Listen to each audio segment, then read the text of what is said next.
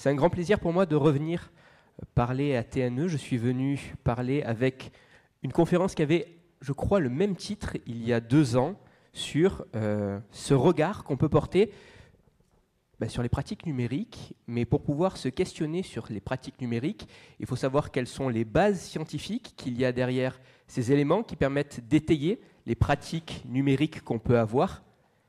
Et pour questionner les bases scientifiques, il faut avoir un regard critique sur ce qu'est la science et comment est-ce qu'elle se construit. Et ça va être tout l'objet de ma conférence là aujourd'hui, c'est de commencer à se questionner sur qu'est-ce qu'un résultat scientifique et à quel point un résultat scientifique peut être intéressant, pertinent pour questionner tout un champ entier applicatif, mais aussi à l'étendre après vers du numérique.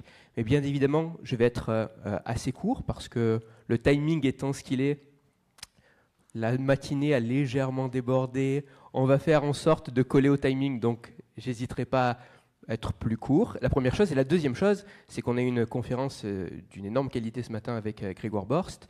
Donc pour tout ce qui est lié aux écrans, je vous renverrai vers cette conférence si vous n'y avez pas assisté.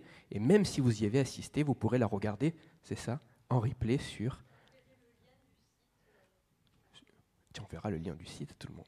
Ok, avant de commencer, parce que je pense que c'est essentiel que vous sachiez qui je suis et d'où est-ce que je parle, la première chose qu'il me semble essentiel de vous dire aujourd'hui, c'est que je ne suis pas un expert. Ok. Cet après-midi, ensemble, on va parler de tout un tas de choses différentes et notamment, on va parler du fonctionnement du cerveau, on va parler du fonctionnement du cerveau en lien avec les outils numériques, mais moi, même si j'ai une formation de neuroscientifique, je ne suis pas expert de l'ensemble de ce champ-là. Et qu'est-ce qu'un expert? À quel point un expert est réellement expert? C'est une réelle question. Et moi, ce qui va m'intéresser de discuter avec vous, c'est de se dire, moi, en quoi est-ce que j'interviens aujourd'hui? Et quelle est ma position? Je ne suis plus dans la recherche, je suis quasiment plus dans l'enseignement non plus.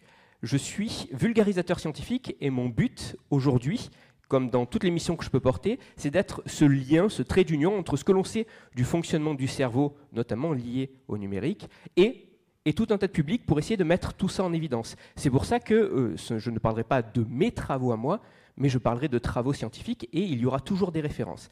Des références parce que parmi toutes les activités que je peux faire autour de la vulgarisation scientifique, j'ai un podcast qui s'appelle La tête dans le cerveau. Si je vous dis ça, c'est pas seulement pour faire ma publicité, pas seulement. C'est juste pour vous dire que parfois vous allez entendre parler de certaines études scientifiques, des études scientifiques dont j'ai pu parler dans mon podcast, et vous verrez ce petit logo apparaître en bas à gauche, ce petit logo qui portera un numéro. Tout ça pour vous dire que si vous voulez aller plus loin, décortiquer un peu plus l'étude, vous pourrez vous référer à cet épisode, et plus que de vous dire écoutez ce super podcast qui s'appelle La tête dans le cerveau, c'est aussi pour vous dire que chacun des épisodes de mon podcast est associé à un article sur mon blog qui liste toutes les sources scientifiques que j'utilise pour dire ce que je dis. C'est pour ça que lorsque je parlerai d'éléments scientifiques, si parfois en bas à gauche vous verrez apparaître mon logo, en bas à droite vous verrez quasiment tout le temps apparaître des références scientifiques. Parce que oui, il faut s'appuyer sur des éléments concrets. Je ne suis pas là pour vous donner mon opinion, je ne suis pas là pour vous dire ce en quoi je crois, ce que je pense, je suis juste là pour être un passeur entre ce que l'on sait de ces différents éléments liés à cette approche scientifique autour du fonctionnement du cerveau et notamment du numérique, et vous, pour qu'on puisse le mettre en discussion. Et donc, c'est pour ça que oui, si vous êtes là dans la salle, il y a une vraie plus-value. Vous n'êtes pas juste là pour m'écouter religieusement.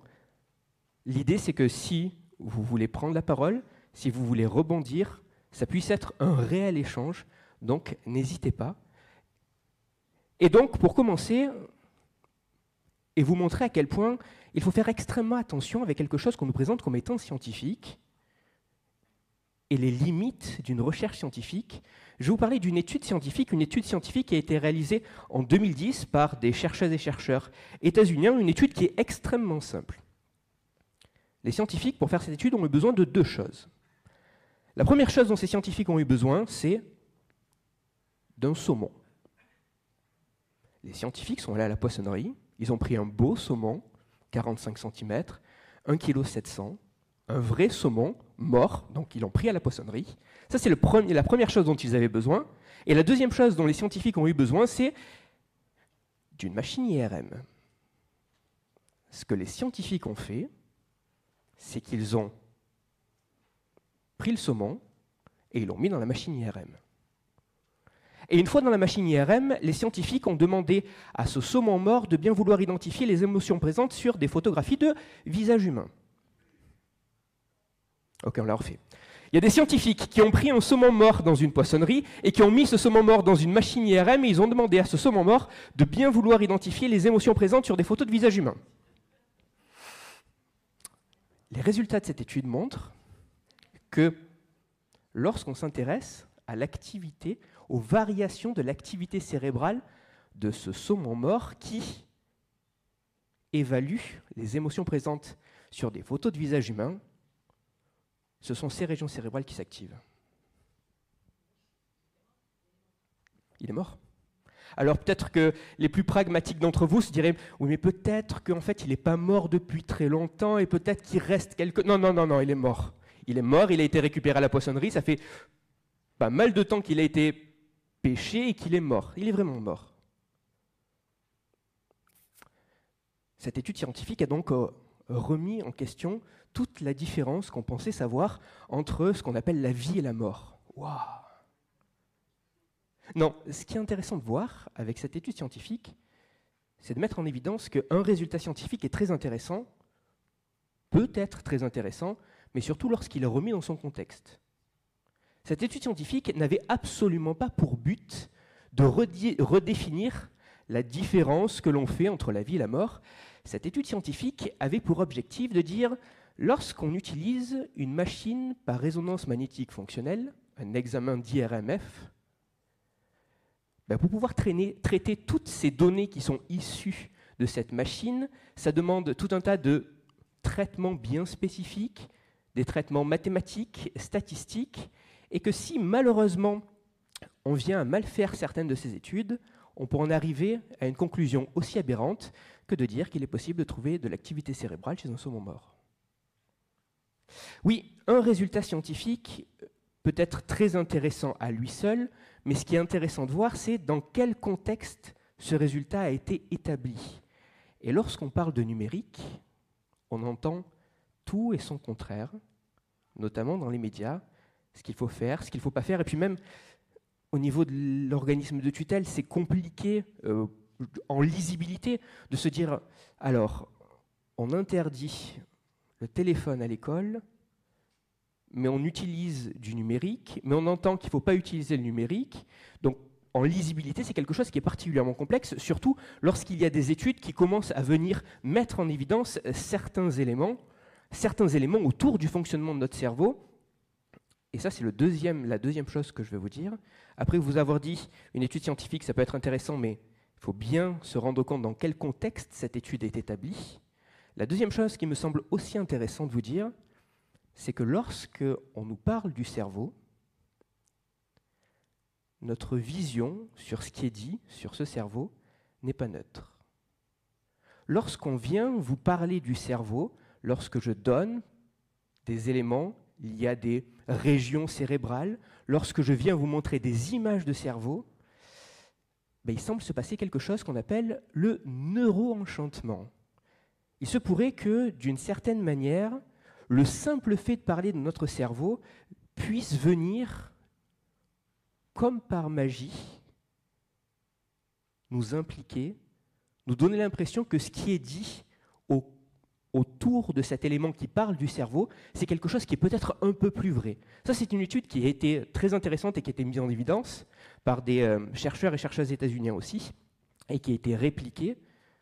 On fait venir des participants au laboratoire et on leur présente différents processus psychologiques, des concepts psychologiques.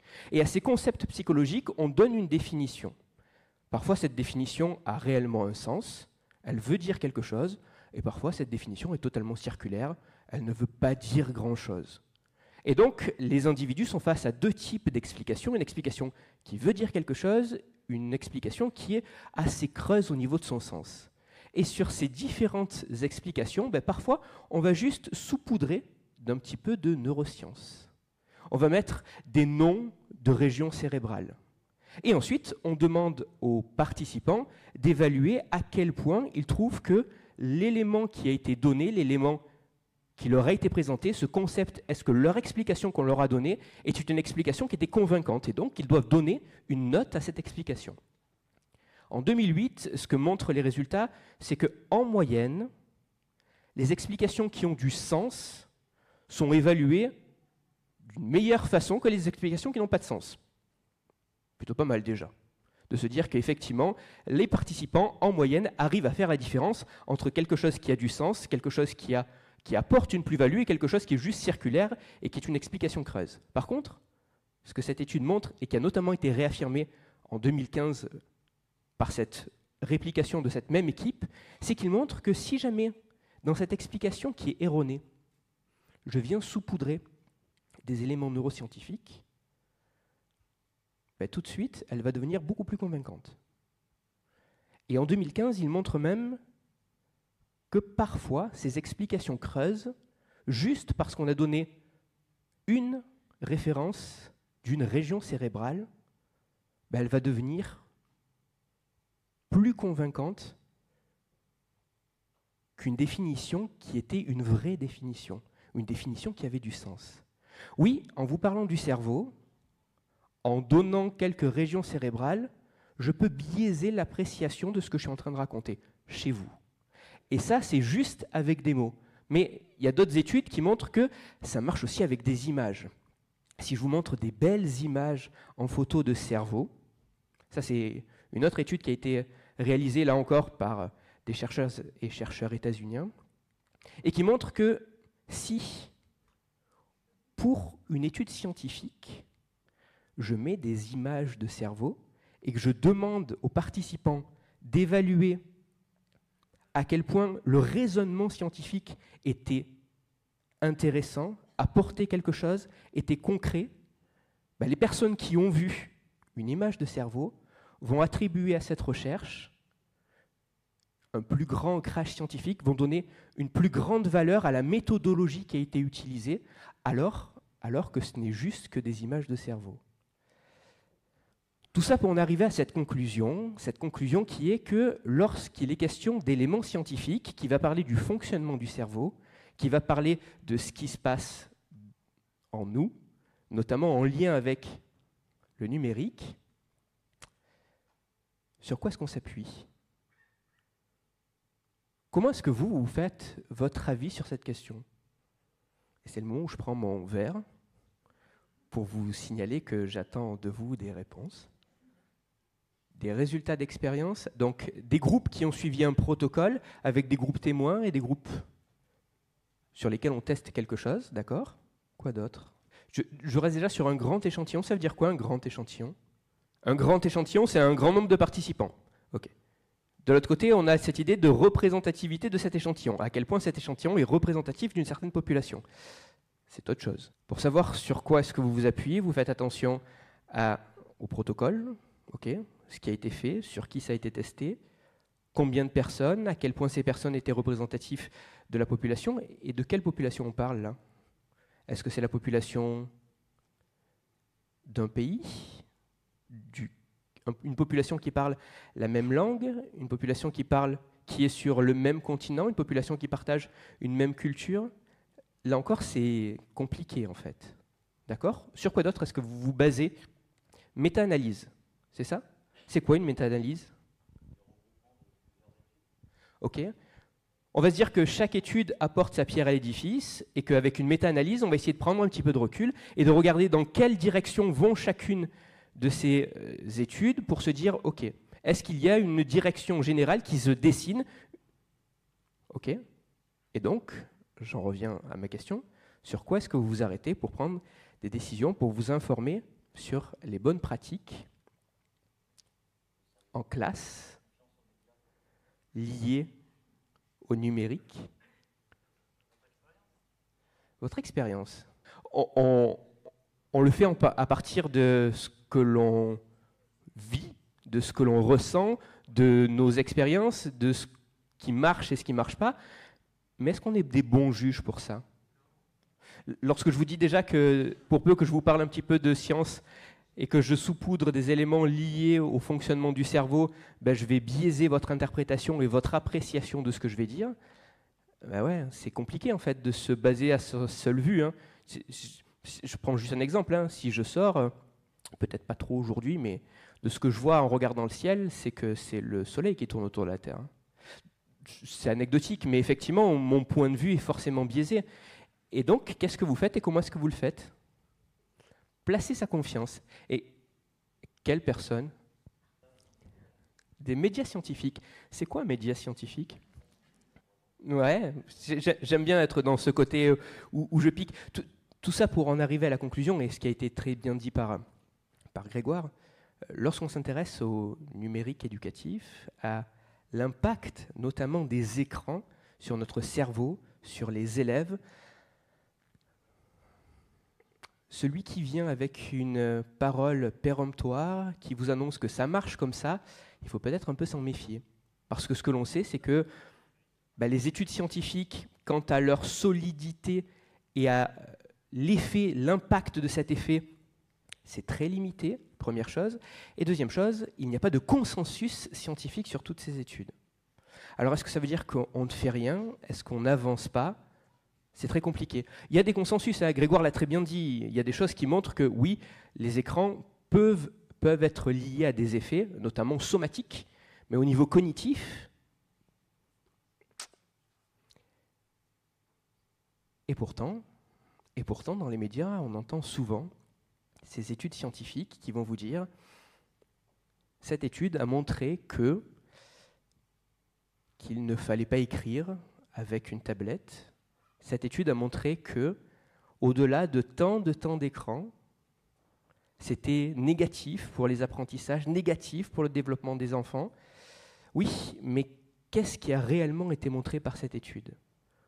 Je vais prendre un exemple d'une étude qui peut être intéressant et qui permet de justement pousser la question et la réflexion sur à quel point la preuve est importante, mais à quel point sans une certaine forme de contextualisation et sans une certaine forme de regard critique sur ce qui est fait et comment c'est fait, on peut en avoir une appréciation totalement différente. C'est une étude qui est extrêmement récente puisqu'elle a été publiée en janvier 2024, et cette étude s'est intéressée à savoir si le fait d'écrire papier-crayon ou le fait d'écrire avec un clavier avait un impact sur l'apprentissage. On est là chez un public étudiant, donc autour de 18 ans, on n'est pas à la petite enfance, ils ont acquis la lecture, ils ont acquis l'écriture, ils ont acquis tous ces différents processus-là. Là, l'idée, c'est de savoir, OK, une fois que j'ai acquis cette automatisation de l'écriture, est-ce que le simple fait d'écrire avec ma main, ou est-ce que le fait d'écrire avec un clavier, avec ma main, donc avec un crayon, ou avec un clavier, avait un impact au niveau de ce qui se passait dans mon cerveau ? Alors ? C'est ma question. À votre avis, est-ce qu'il y a un impact ?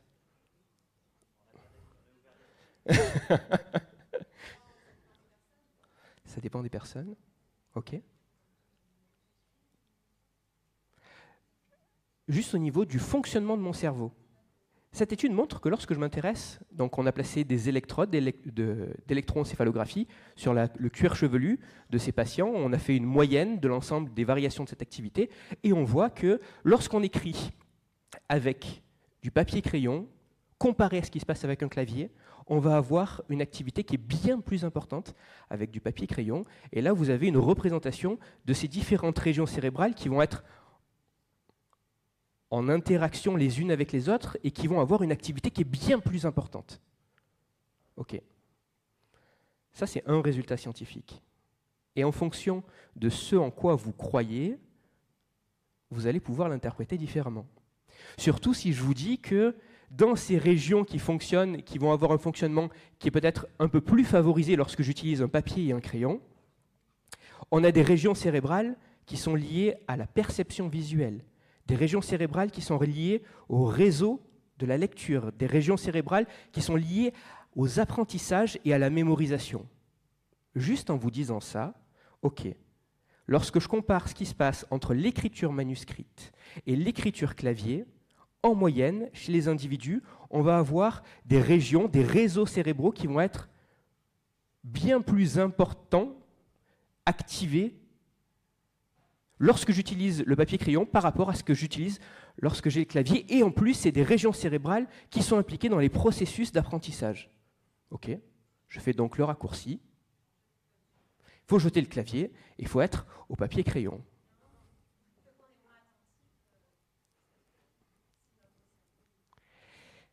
On est moins attentif à ce qui se passe autour si notre cerveau est plus activé.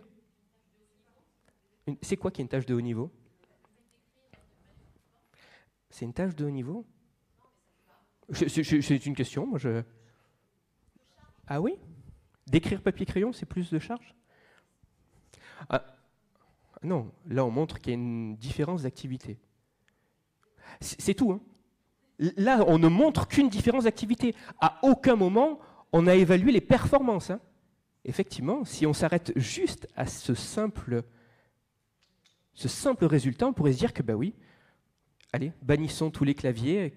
Voilà, heureusement, je vois, il y a des personnes qui sont bien, qui écrivent avec des papiers crayons. Sauf qu'en réalité, il faut faire très, très, très attention avec ces résultats scientifiques qui semblent nous donner l'impression que l'interprétation est facile. Parce qu'en réalité, ici, on est sur un problème qui est extrêmement complexe. Cette étude ne parle jamais de performance. Donc, on ne sait pas si c'est mieux ou moins bien. On sait que c'est différent. Mais en même temps, vous l'avez très bien dit, est-ce qu'écrire au clavier et écrire au crayon, c'est la même chose? Ben non, ce n'est pas la même tâche déjà de base. Donc forcément, parce que ce n'est pas la même tâche, il n'est pas illogique de voir des différences au niveau cérébral. Et en plus, ce qui est intéressant aussi de voir, c'est comment est-ce qu'ils ont évalué tout ça? Qu'est-ce qu'ils ont fait faire à ces individus? Parce que là, si je me contente de ce simple résultat et que je l'interprète comme je veux, je peux partir dans un sens ou dans un autre. Mais lorsque je regarde ce qui a été fait réellement et ce qui a été mesuré, en réalité, ce que les scientifiques ont demandé de faire aux participants, c'est déjà pas un papier-crayon. Déjà de base, ce qu'ils ont utilisé, c'est un stylet sur un écran tactile.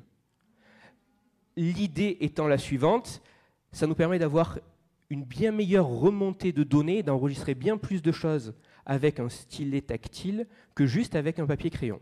Mais bon, déjà de base, on est peut-être un peu éloigné du papier-crayon, le fameux.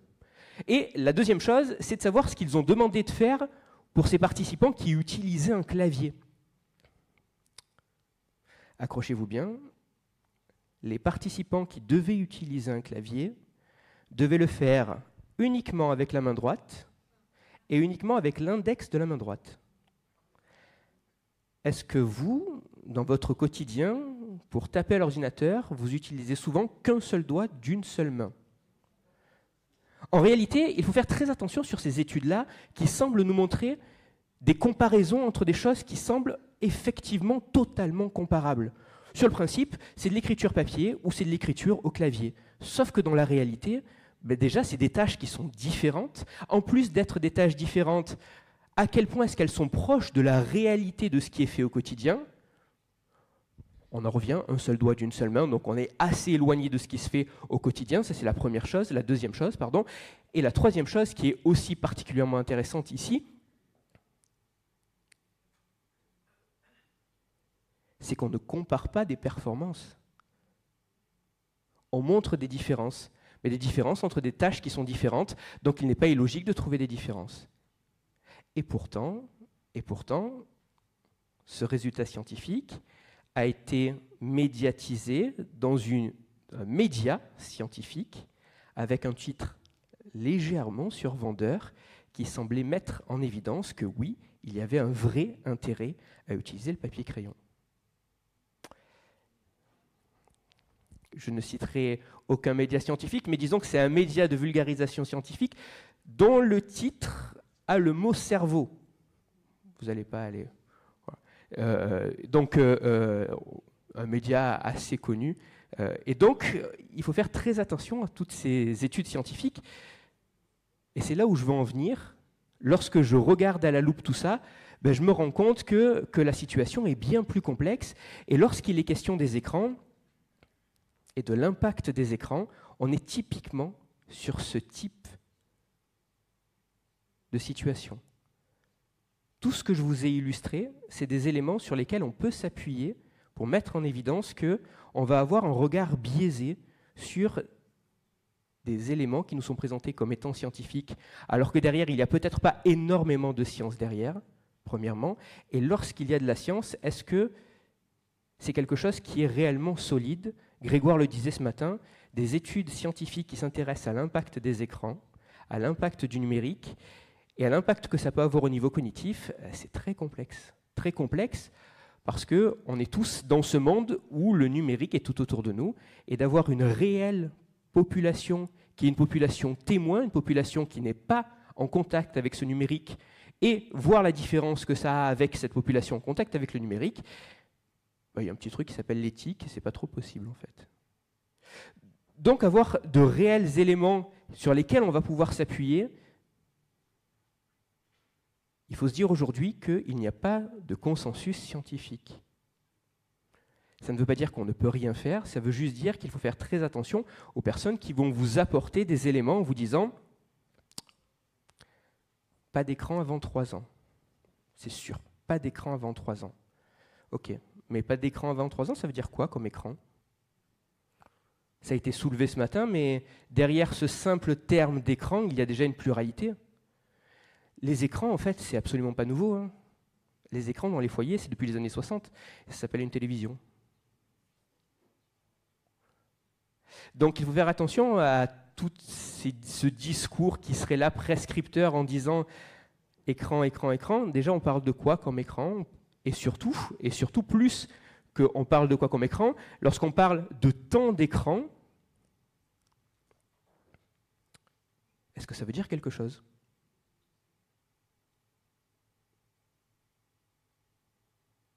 De la même manière qu'on pourrait vous demander pendant combien de temps un élève est attentif.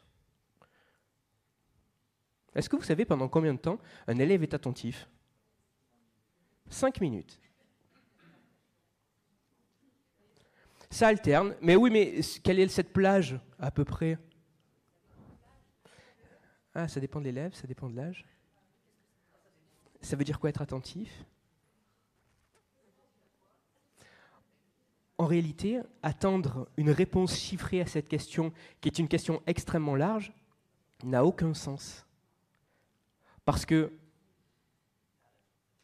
bien sûr qu'il existe des chiffres dans les recherches scientifiques, mais ces études scientifiques se font toujours sur une population donnée et sur une tâche bien spécifique. Avoir un chiffre universel qui permettrait de dire que nous sommes tous attentifs, peu importe ce que veut dire être attentif, peu importe ce qu'on met derrière, le niveau de performance qu'on met derrière cette idée d'être attentif, ben oui, ce chiffre universel ne veut pas dire grand-chose, de la même manière que de parler de temps d'écran. Parce que comme le disait très bien Grégoire ce matin, ben ce temps d'écran, c'est pas parce que je suis un écran que je fais forcément la même chose.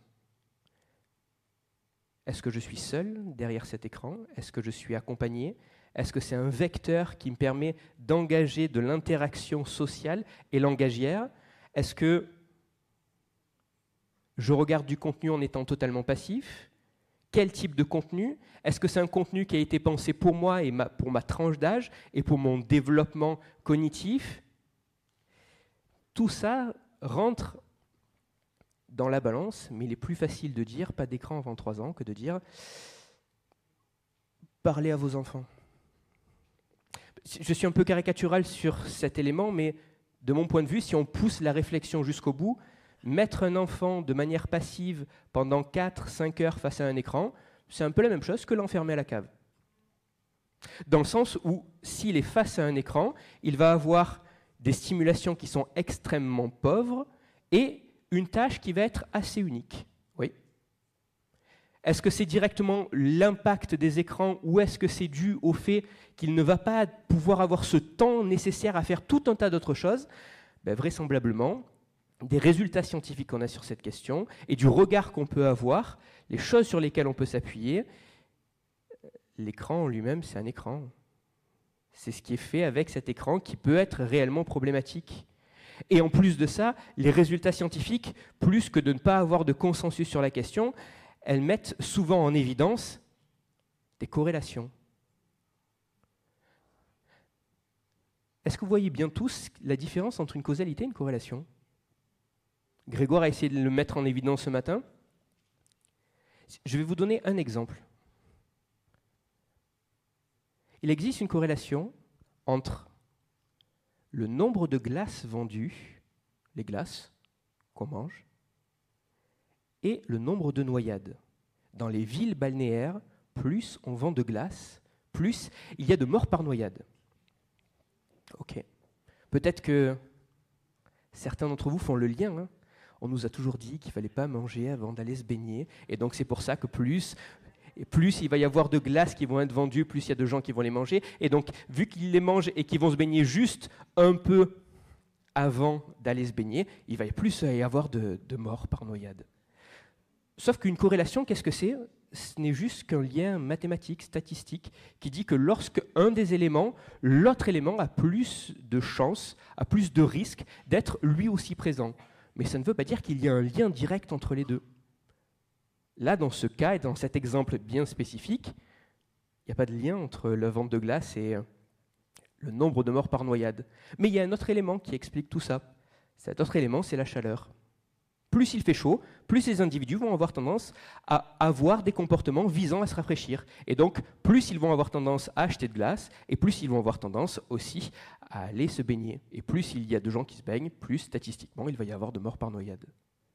Parce qu'une corrélation, on peut lui faire dire tout et n'importe quoi. Grégoire en a donné une belle ce matin. Il y en a une autre qui marche très bien et qui met en évidence que dans les pays où on mange le plus de chocolat en kilos par habitant, c'est les pays aussi où on a le plus grand nombre de prix Nobel. Waouh, il faut tous manger du chocolat. Ça va nous rendre intelligents, peu importe ce qu'on met derrière ce terme intelligence, ça va nous rendre intelligents, on va devenir des génies, on va être récompensés, reconnus au niveau... Oui, mais il y a une autre corrélation qui dit que dans ces mêmes pays, plus le pays va avoir une consommation élevée de chocolat par habitant, plus il y a de tueurs en série. Est-ce que les Nobel et les génies sont des tueurs en série? C'est une autre question. Mais effectivement, il faut faire très attention. Et assez souvent, très souvent, les résultats scientifiques qui sont mis en évidence autour des questions qui nous occupent aujourd'hui, ce sont des corrélations.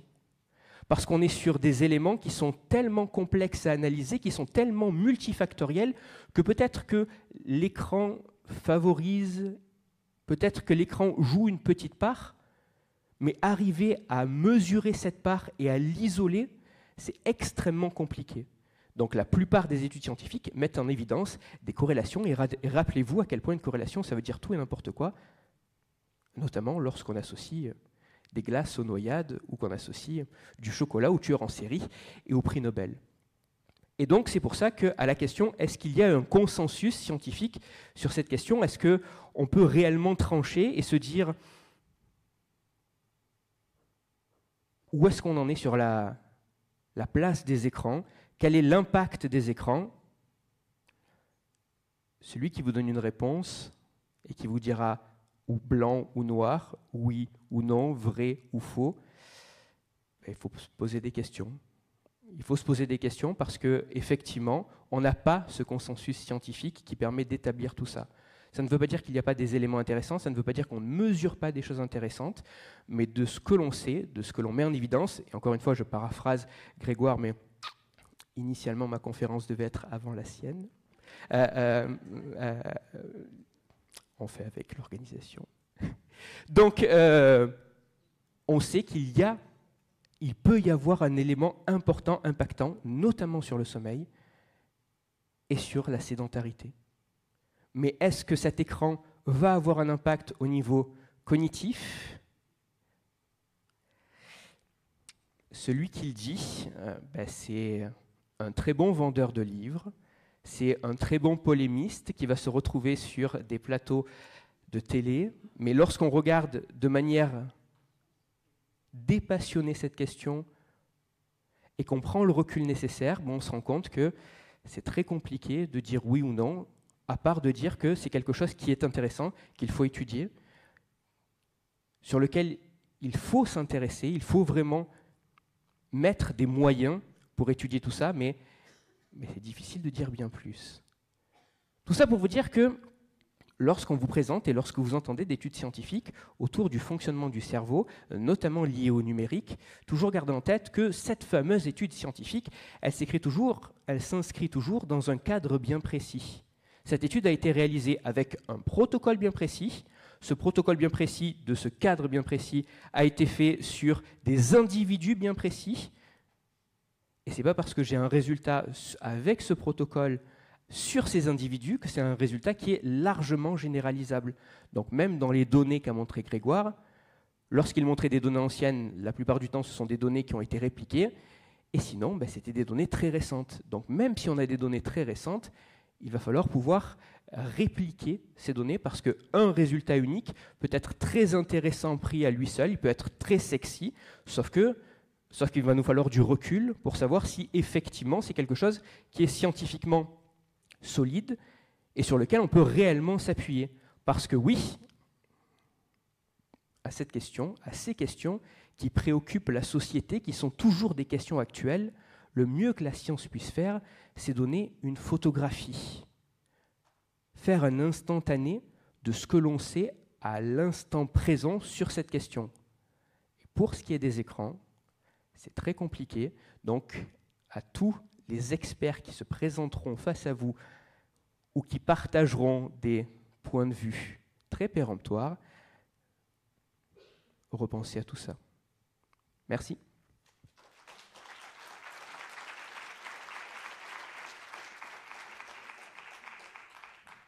Dans tout ce que vous dites, effectivement, vous remettez en cause un peu la validité finalement des études scientifiques, ou en tout cas le fait qu'il faille les regarder avec une certaine distanciation critique. Et alors justement, comment on fait quand on enseigne pour hiérarchiser finalement les études scientifiques et ne pas finalement tout jeter à la poubelle en partant du principe que toutes les études scientifiques s'appuient sur des recherches qui sont biaisées, et comment est-ce qu'on fait comprendre ça à des élèves que malgré tout, il y en a quand même certaines qui sont un peu moins biaisées que d'autres? Je pense que ce qui est intéressant, c'est de revenir à ce qu'a dit Grégoire ce matin, et qu'il faut peut-être un peu moins s'attarder au niveau des élèves, à leur enseigner ces connaissances. Ces connaissances sont importantes, mais cette démarche est aussi importante.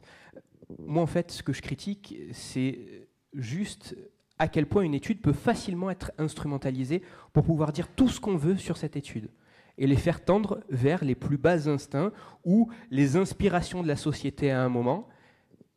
Mais l'idée, c'est de se dire, OK, parmi tout ce que j'ai dit, lorsque vous êtes face à une étude scientifique, comment est-ce que vous, en tant qu'individu, pouvez vous dire, est-ce que cette étude a du poids? Il y a des relais, notamment Grégoire l'a dit, les laboratoires de recherche communiquent de plus en plus, notamment l'Absidé, sur toutes ces questions-là, le 21 de l'Absidé, un site sur lequel il propose tout un tas de médias différents, de vulgarisation, pour essayer de s'attarder sur des éléments qui sont intéressants et pouvoir débunker aussi. Donc on est dans cet accompagnement, ça c'est la première chose. Et la deuxième chose, c'est d'avoir un peu ce regard critique sur ce qu'est la science et comment est-ce qu'elle se construit. Et donc d'avoir quelqu'un qui va vous proposer, qui va vous donner des éléments qui semblent péremptoires, des éléments qui semblent absolus, des éléments qui semblent arrêtés, forcément c'est un peu compliqué. Oui, c'est aussi, peut-être juste pour ajouter que il y a aussi des intérêts, des lobbies qui peuvent favoriser la production d'études scientifiques ou pseudo-scientifiques, et que c'est aussi important de savoir d'où la personne parle, et que si Apple me cite une étude en disant que les écrans ne posent aucun problème et favorisent tous les enfants pour devenir beaucoup plus intelligents, j'aurais peut-être un doute aussi sur l'intérêt à produire cette étude, de la même manière que certains pharmaceutiques peuvent avoir des intérêts, ou certains producteurs de pesticides peuvent aussi expliquer, alors ils ont changé le nom, je ne sais plus comment ça s'appelle, mais peuvent aussi expliquer qu'il n'y a plus de conséquences, etc. Voilà. C'est là quelque chose qui est très intéressant. La démarche scientifique, c'est peut-être la meilleure arme que l'on a pour essayer de construire du savoir. Ok. On peut se mettre à peu près d'accord sur ça. Cette démarche scientifique, c'est qui nous permettre d'essayer de nous extraire de notre point de vue et d'avoir un élément un peu plus absolu, ou en tout cas un peu moins subjectif sur la question qui nous intéresse, et donc justement de croiser ces regards-là pour essayer de faire grandir les connaissances qu'on a sur un sujet. La science, c'est un élément de promotion de la connaissance. Mais les scientifiques, c'est autre chose. Les scientifiques sont humains, les scientifiques sont biaisés, les scientifiques ont un ego, les scientifiques ont des intérêts. Et là, je ne parle pas juste des grandes multinationales qui vont vouloir mettre en avant certains travaux. Mais oui, le problème que l'on a, peut-être, ça c'est quelque chose qui est transversal à l'échelle mondiale, c'est que les scientifiques, la plupart du temps, s'achoppent sur les 5, 10, 15% des éléments qui ne font pas consensus. Mais il y a tout un tas de choses qui font consensus, sur lesquelles on peut baser des éléments solides.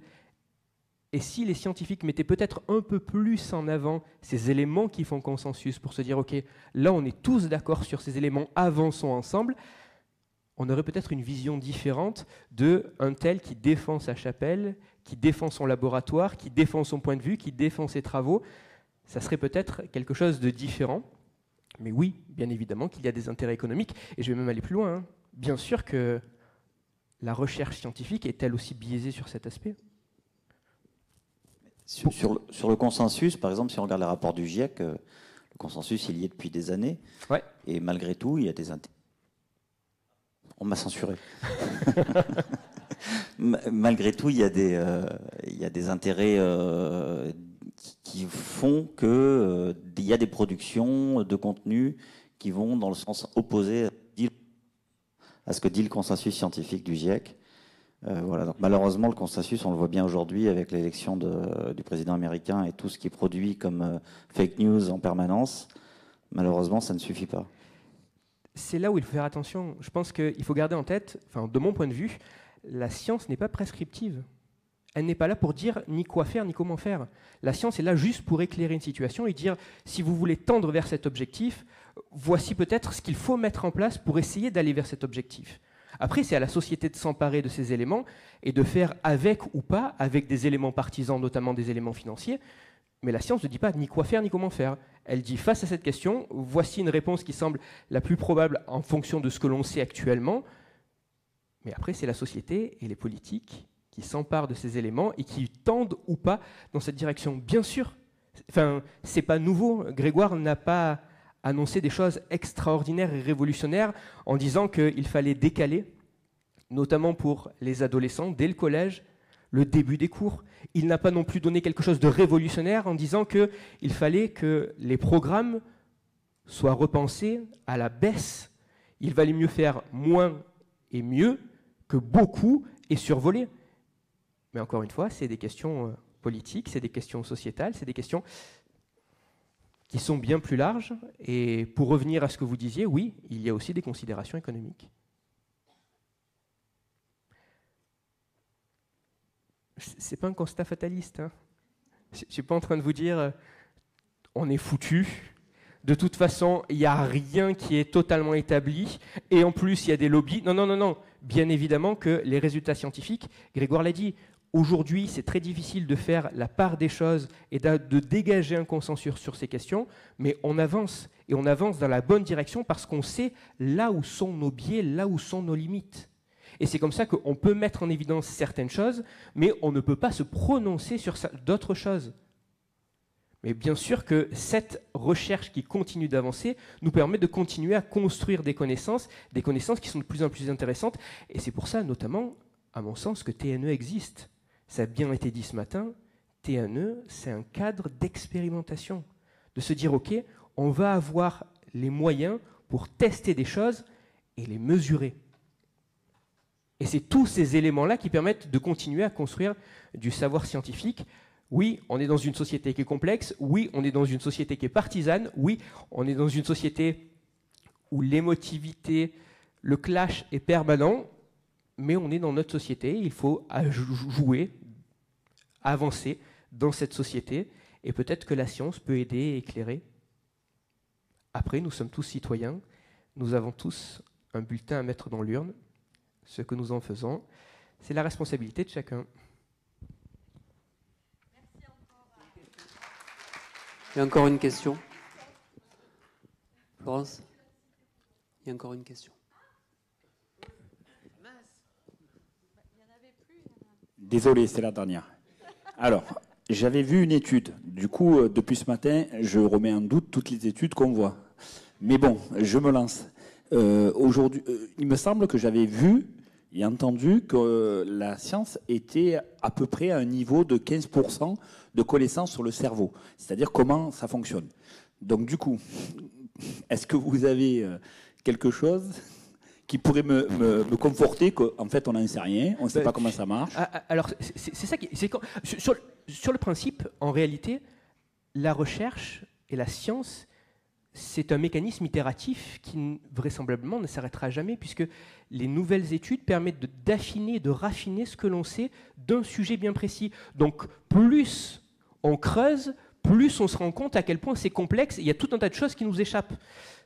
Donc déjà, donner un chiffre arrêté comme s'il y avait un certain nombre de connaissances et qu'une personne à travers le monde pouvait quantifier quel est ce nombre de connaissances pour savoir où on en était. Peut-être qu'à la Renaissance, on pensait qu'on était à la pointe de la technologie et des connaissances et qu'on avait quasiment tout découvert. Et peut-être qu'avec les avancées technologiques qui sont les nôtres aujourd'hui, on peut avoir cette idée-là, mais vraisemblablement, c'est un chiffre qui est totalement relatif. Donc oui, non. Et puis, j'ai lu une étude qui disait que... C'est quoi cette étude? Assez souvent, hein, lorsqu'on vous dit une étude a montré que... Juste attardez-vous à déjà savoir si on vous cite cette étude. C'est quoi cette étude, premièrement? Ensuite, si on vous donne vraiment une étude, c'est quoi comme type d'étude? Est-ce que c'est une étude qui a été menée par des scientifiques? Est-ce que c'est juste un simple questionnaire, un sondage? C'est pas tout à fait la même chose. Et si ça a été mené par des scientifiques, c'est une publication scientifique. Dans quel cadre elle a été faite, cette publication scientifique? Est-ce que c'est une publication qui a été évaluée par les pairs? C'est-à-dire que d'autres scientifiques ont pu regarder à un œil critique, pas tellement sur les résultats, mais ce qui a été fait et comment est-ce que ça a été fait pour savoir s'ils validaient le processus, la démarche, et savoir si tout avait été fait dans les règles, ou si c'est quelque chose qui a juste été soumis par des scientifiques sans aucun comité de validation. Et après, on va même encore plus loin. Dans quel type de revue scientifique ça a été publié? Quelle est la ligne éditoriale de cette revue scientifique? Vous savez, en étant scientifique, il y a des revues scientifiques où il suffit juste de payer pour être publié. Donc, des scientifiques qui ont énormément de publications, ça veut un peu tout et rien dire. Il faut voir qu'est-ce qu'ils ont publié. Je suis Marseillais, hein.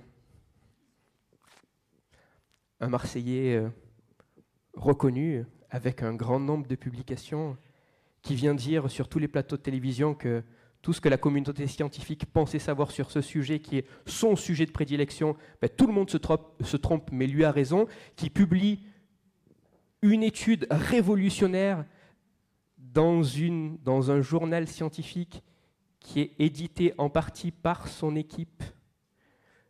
Étude scientifique qui, il y a quelques semaines, a été retirée par l'éditeur. Ça existe parce que oui, la publication scientifique, c'est aussi un business, hein. Bah oui. Pourquoi est-ce qu'il y a des études scientifiques où on nous montre qu'il est possible, en écoutant 10 minutes de Wolfgang Amadeus Mozart, de gagner quelques points de QI? Parce que peut-être que c'était un résultat qui était tellement sexy qu'on s'est dit c'est chouette, c'est un coup marketing, quelque chose à publier dans ma revue qui va faire parler de ma revue, qui va faire vendre ma revue, sauf qu'on n'a peut-être pas pris assez le recul pour se dire est-ce que cette étude scientifique était solide avant de pouvoir la publier? Ouais.